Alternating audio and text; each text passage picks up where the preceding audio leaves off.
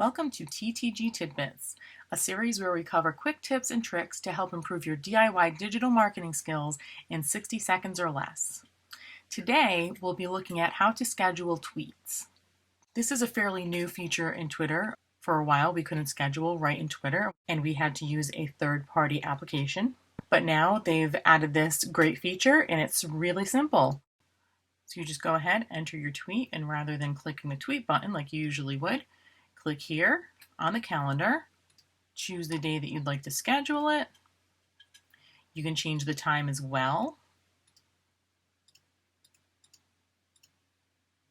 Make sure that you check your time zone and click on confirm. Then click schedule.